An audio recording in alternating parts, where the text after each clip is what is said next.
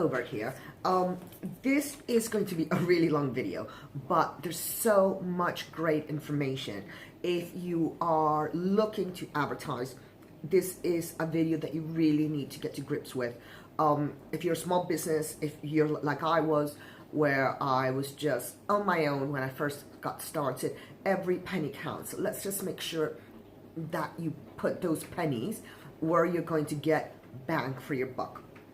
Okay, so I want to start, this is going to be about social media marketing and social media management. I want to start by talking about PR, public relations, because you're going to hear that term thrown at you a lot.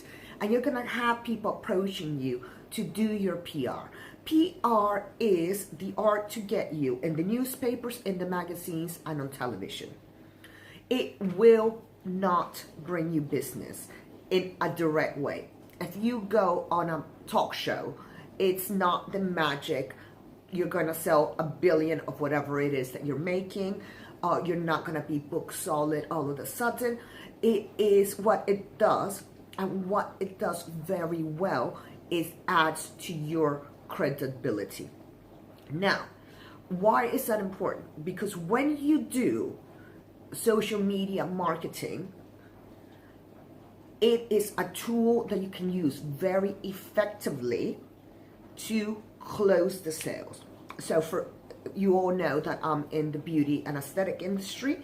When I advertise and people call, my sales team will talk to them, and if they're looking at 3-4 other practitioners, my sales team will say to them, please put Lorena into Google, you'll see her credentials, and I'll just give you a call tomorrow. So rather than have to do a hard sell, my profile sells itself. The quality of my work sells itself. And the PR is what those newspaper articles, the fact that I write for medical journals, that is what gives me the credibility. It makes the advertising all that more effective, but it will not directly bring you business. So in the first instance, when you're first getting started, if you have a very limited budget, then try to do your own PR. In the UK, we use something called Response Source, which is a feed that journalists use to, when they're writing an article, they will go on Response Source and they will say, okay, I need X, Y, and Z because I'm writing an article on this, blah, blah, blah, blah, blah. Try to use that. Try to start making your own connections with the different journalists that might be writing for the newspapers or industry magazines, etc. Now, if you want advertisers that's going to bring you clients, it's going to bring you money, you need to go with social media marketing. I don't want to see you advertising, putting ads in newspapers or magazines or Yale.com or any of the other websites are going to promise you the earth. Spend $300, $500, pounds, and get your website listed to the top of Google. SEO, getting to the top of Google, takes years, and it is an absolute art form. And I know this because when I got started, I didn't have money to pay anyone, so I learned to do it myself. And I'm quite good at it, by the way.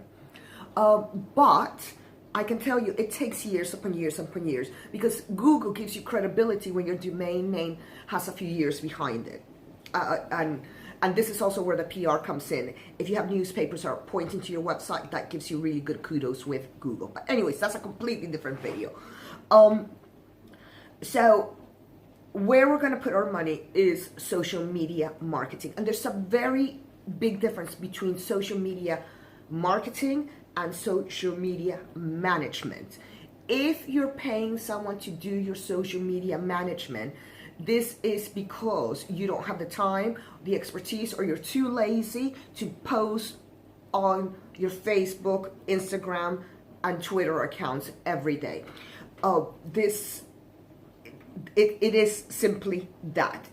What you're doing with social media management, it's a reactive approach to getting clients. So you're putting your work out there, you're showing people that you are ethical, you're educating you're educating your audience, and then people are reacting. You're earning trust within the community, and people are reacting. So social media management is very much a reactive. When you're putting your work out into the social media world, maybe boosting a post or two of something really great that you did, and then you get into your inbox. Now, that does work. And when I first started, that was what I did. But in certain industries, and the aesthetic industry is one of these, that's not enough anymore. It works really, really well. And provided that your phones are answered by a human, that your inboxes are answered immediately, and that people can contact you on their website. There's really great ways to put, for instance, I have a WhatsApp button on my website that people can WhatsApp me. It works really well. But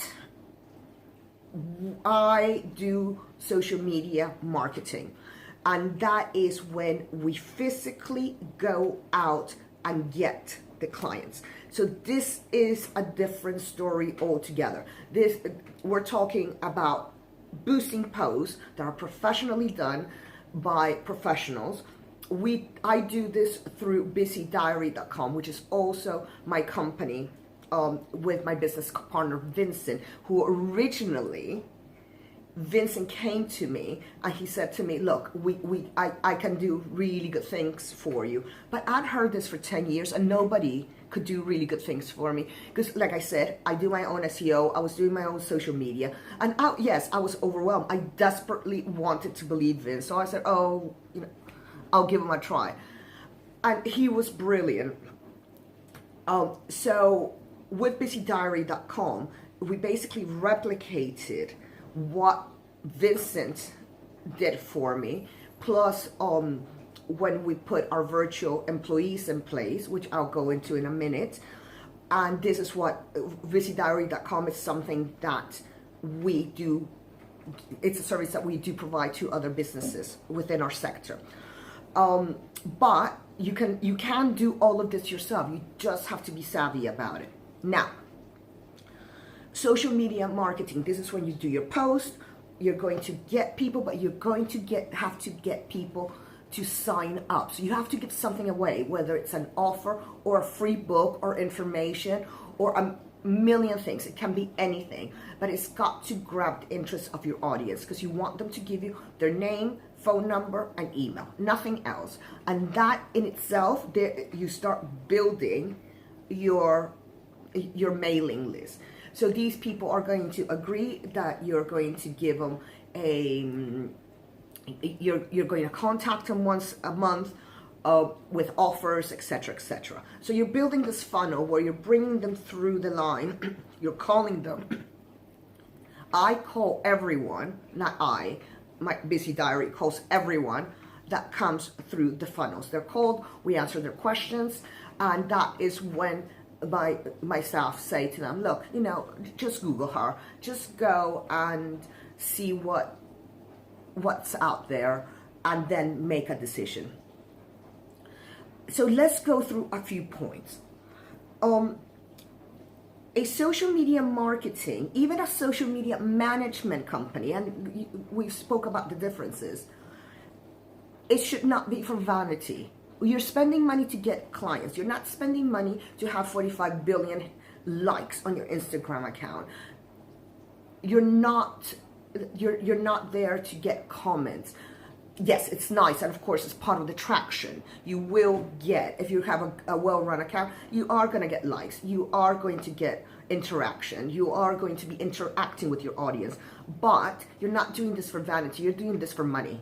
You're doing this to get clients through the door. So as soon as you're interviewing a company and they're saying to you, oh, we can give you X amount of likes. Oh, we can give you X amount of followers. Well, you know what? That's not really the metrics that I want to hear. The metrics is how many clients can you book for me at the end of the week? How is that going to translate into sales for me? Because I could have, I think I have 13 or 15 1,000 people in my Instagram, but it's how do I engage that audience so that they come in and see me or come and train with me. Or so as you're interviewing these companies, as soon as they say, oh, we can get you X amount of likes, alarms, red flags everywhere should be going up. I want them to be talking to you about return on investment. You're going to spend this much money with me every month, and therefore we should be able to get you this many clients. The only problem there is that no company, not even Busy Diary, can give you guaranteed results, and we're good. But how can you get your chances of having guaranteed results better? Use somebody that's familiar with your industry. So Busy Diary, primarily, we cater to businesses like myself. So we cater to aesthetic clinics, we cater to small businesses that are beauty salons, maybe home-based beauty salons that people can't pick up their phones. We cater to aesthetic clinics, to doctors' clinics that do aesthetics. We know our audiences. We know who we're targeting, why we're targeting, and we will know whether what you're offering and at the price points you're offering is something that we're going to be able to give you return on investment, because we do it all the time. So try to go for someone that works in your industry and ask to speak to their clients. With Busy Diary, we're very happy to give you references, and we have really, really happy clients that are very happy to speak to you. There's no reason why you shouldn't really get references from other happy clients.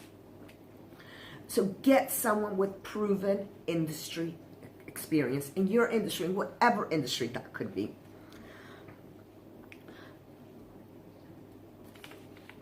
Although we can't, or no one can guarantee you results, you should see some results the first month. I mean, bare minimum, the first month, you should be covering your costs. Bare minimum. You should be seeing so many leads that you should be covering your costs. And this is something that when Vincent and I got together, I done a lot of boosting, and I would say to Vincent, listen, that doesn't work, that hasn't worked for me. But then I'm not one of these arrogant old people. I'm just old. I'm not necessarily arrogant. So I always said to Vincent, but if you have a better technique, if you got the audiences packed, you go and do it.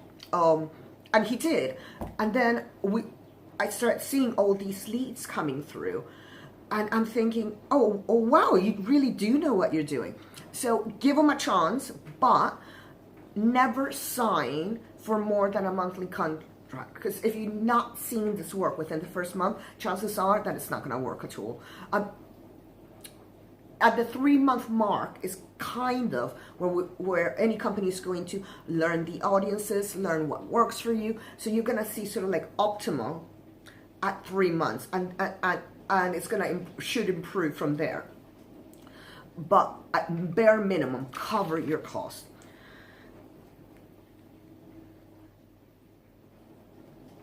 There's something that I call the defragmented sales process and the blame cycle. These are words that I made up. But basically it goes like this. You hire a social media company. They generate leads.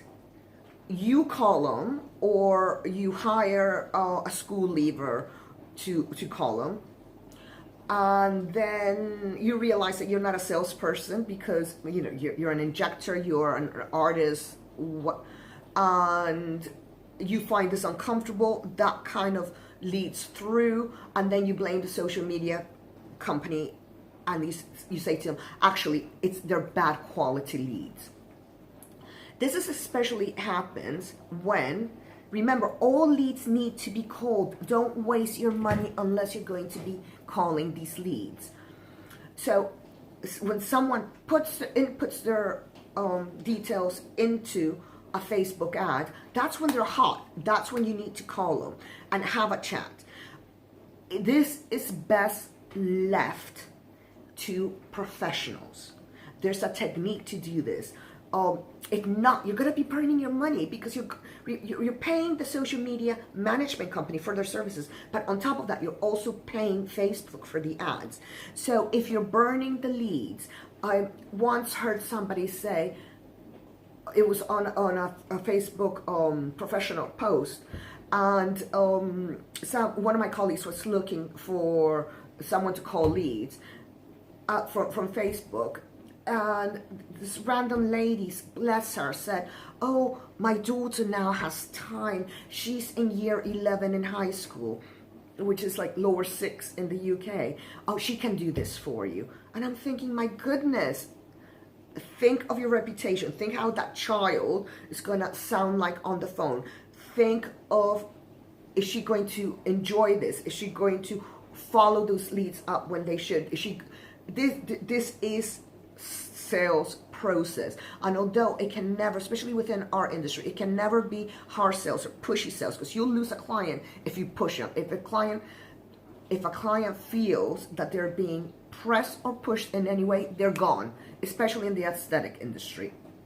But you need to have someone that's red hot on that phone, that's going to represent your brand and your company. And I'm going to do another video about how you need to look to the world, even if you are a one-man band. So your defragmented sales process is social media companies generating leads. You're hiring someone to call these leads. They're saying that they're bad quality, and they're saying that this person is not doing it correctly. How do you get rid of that? Hire someone like Busy Diary. We do the leads, we have the sales team. There's nobody to blame here. If it's not working, the buck will stop with the company. So don't get into the vicious cycle. The same with phones. If you're not answering your phones, you're wasting your money. And again, it requires someone who's professional, has sales and customer service experience, that knows your company intimately, that can book in clients straight away, take deposits, and get your column ready. I cannot stress enough, if your phone's going to a machine, if it's going to an answer phone, you're losing that client and you're losing money. I would say that every phone call should cost you in the region of £50. If you're letting those £50 go to answer phone, you have just lost that money and it's not coming back. So you need to have an absolute, the most important things you can do is answer your phones, answer your emails, answer your Facebook messages. It's absolutely vital. And if you can't, because, you know, we're busy, then what you want to do is hire someone like Busy Diary. And I'm going to do another video on the things that a virtual PA should be doing. And we used to be really scared of virtual PAs until coronavirus came along and everyone's working from home now. So all of a sudden we are the best thing ever because we work from home. We pick up your phones. Nobody knows we're not in your office. And if something like Corona comes along, you have no legal responsibilities with somebody that you've outsourced to. So if you take on someone like Busy Diary and something happens, you just say, well, I'm putting everything on hold for 3 months. Fantastic. You don't get people calling in sick. You don't get people that have to take their dogs to the vet. You don't have to pay for holiday time, etc., etc., etc. So it's honestly, it's the best thing I ever did, which is why I've rolled it out to other companies. So this is honestly, the solution is get a company. If you can't do it yourself, get a company to do the whole roadmap for you. Because in that way, they're professionals, they know what they're doing, they're going to be value for money, you don't have the responsibility, you're never going to pay for sick days, you're never going to pay for holidays, you're always going to have, because when you have professionals, if everyone gets sick, but if one of our girls gets sick, another one picks up immediately. You will never get the phone call of, oh, I'm really sorry, you're going to have to pick up your own phones today. It is absolutely heaven sent. Now, what is fair to pay? It is really, really difficult, and it depends on the services that you're asking for. So if you just want to do social media, it's going to be one price. Or a lot of companies, they have their social media marketing cracked, and what they say to me is, oh, I can boost a post, I get hundreds of phone calls, which goes straight to answer phone, and then I just don't have the time. I've been doing patients for 8 hours. I really don't want to be on the phone after that. We offer the phone service. If you need, like I do, because I'm a bit lazy like that. It's not lazy, it's just like, oh, I just can't be asked. I just want to go in, have a full column, see my clients. And I'm 10 years in, I'm past all this. So for me, they do everything. They generate the leads, they call the clients, they book them in, they take the deposits, they pick up my phone. So if a client needs to move an appointment, they do all that. I just literally show up. Then of course, that's much more expensive. So for someone like me, I allocate from 20 to 30% of that client to paying for this whole process. Now remember that those clients will probably become, I would say 50% of the clients that come through the first time will become long-term clients, and about 20% will give us referrals. Unfortunately, it depends on the culture here in England, especially in London, with the aesthetic industry. If you are going to rely on referrals, you're going to have to get a really comfy chair, because it's going to be a long wait. People here don't talk. If you say, oh my goodness, you're looking well, they're not going to say, oh, I was over at Lorena Obert's having Botox fillers, I had my whole face redone. They're going to say, oh yeah, I went on a holiday. It was fabulous, all inclusive. It was all the alcohol. Oh yeah, I know. And they will never, ever, ever say the truth. So think of it as a percentage of your overall income that you're going to be getting in. But be realistic. Good services cost money, but make you money as well. I think I've gone through all my points now. Let me see. Yep, I've gone through all my points. If you have any questions on this, leave them in the comments and I'll get back to you and I'll answer all of your questions. There are I think we're quite unique. Busy Diary is quite unique in that we do the whole full circle. But there are loads of what are called virtual PAs, and they're becoming more and more involved now in that they're becoming more and more responsible with the business. Well, before, having a virtual PA was basically having someone answer the phone and take a message. That's not good enough. It has to be someone that is a PA, someone that's you can WhatsApp and say, I need a doctor's appointment. Can you call the doctor, make me an appointment? Somebody that is going to have your back, because also staffing is expensive. And if you are a small business and you have 1 or 2 employees that are doing treatments, etc., then all of your administration staff, all of your administration duties should be outsourced.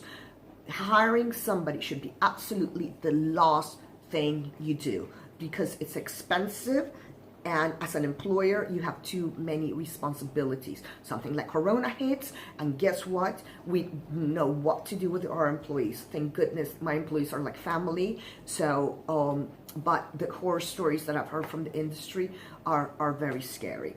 So this is, please, if you enjoy my videos, or even if you don't enjoy my videos, still subscribe to my channel, and I will see you with the next one.